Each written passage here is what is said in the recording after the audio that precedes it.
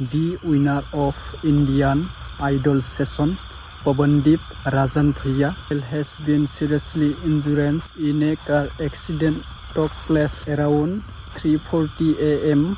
on National Highway 9 in the Kajraula Police Station area of Amroha district, Uttar Pradesh, are collided with the back of a stationary center transported on the highway prior of his speedy recovery.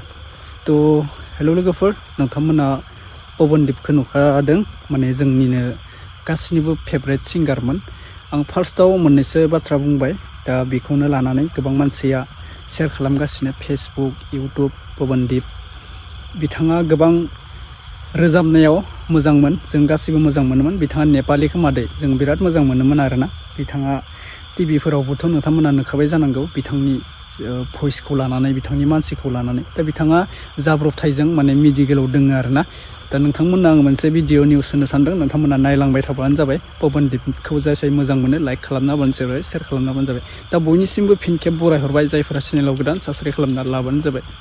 थौदो जों बिदिखौ नायग्रोनोसै, मा जानायमोन, बबे सौग्रुनायमोन गारिया। फैदो की बेहद ही बड़ी अपडेट। जी हाँ दोस्तों, इंडियन आइडियल 12 के विजेता और मशहूर सिंगर पवनदीप राजन इस वक्त मुश्किलों से जूझ रहे हैं। सिंगर का बीते दिन सोमवार की सुबह 3:40 पर दर्दनाक एक्सीडेंट हो गया है। जी हाँ दोस्तों, तड़के अहमदाबाद में हुए इस हादसे में पवनदीप को शरीर के कई अंगों में गंभीर चोटें आई हैं और फिलहाल उनका इलाज सेक्टर 62 स्थित नोएडा के फॉरेस्ट अस्पताल में चल रहा है। सिंगर को लेकर पिछले दिन खबर आई कि उनको आईसीयू में भर्ती किया गया है। जी हाँ दोस्तों, हालांकि अब उनकी हालत कैसी है, इस पर उनकी करीबी दोस्त और इंडियन आइडियल की दूसरी रनर अप शैली कॉम्बले ने एक बड़ी अपडेट साझा की।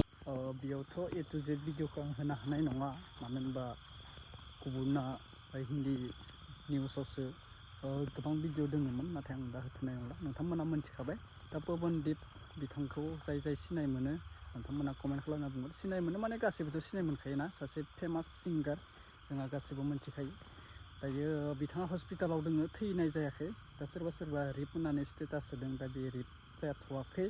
आंनि बायदिब्ला माने बिराद सिरियासलि जादों आरोना। दा बेनिखायनो जोंहा गिनो गोनां, सोरबा सिंगारल' नङा, जों पाब्लिकफोराबो फांसन प्रग्रामाव थाङोब्ला गोबां जाब्रबथायजों, गारिनि जाब्रबथायजों जों थैनायखौ नुनो मोनो। दा बेनिखायनो सेभ खालामनांगौ। दा इसोरनि लिरनाय, खाफालाव लिरना हरनाय बियो, जों मानसियाबो खालामनो होननानै खालामा। जुदि जोङो गाबोन बैसायाव जोङो थैगोन होनना मोनथिनाय मोनबा जोङो उमुगाव जों थांनायानो नङामोन, बे खामानिखौ मावना होननानै जों मावनायानो नङामोन। दा बेखौथ' गासिबो मिथिया, बे इसोरनि लिरनाय। दा बेनिखायनो बुङो मानसिफोरा इसोरनि लिरनायखौ लानानैनो साननैसो जानो फैदों, जिरायनानै था, साननैसो जोंनो मोजां जानानै थां।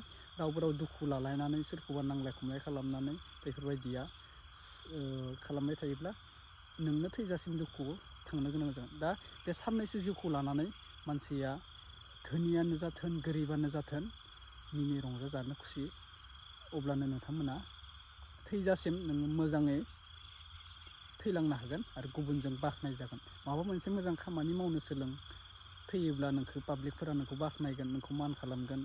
बेनिखायनो जोङो बे जिउ मोननैखौ, बे जिउ दान्दिसे समखौ लानानै जोङो धोनियानो जाथों गोरिबानो जाथों जोङो मोजाङै मोजां रंजा खुसि अनलायनानै संसारखौ जानो सोलों दै। दा बेनोसै। दा फिसा आपडेट लानानै फैनाय जाबाय, पवनदीपनि गासिबो होदोंमोन नालाय, दा आंबो एसे क्लिप हिसाबै लाना फैनाय जाबाय, सोरबा सोरबा मोनथियाखैबा होननानै। दे बाय बाय।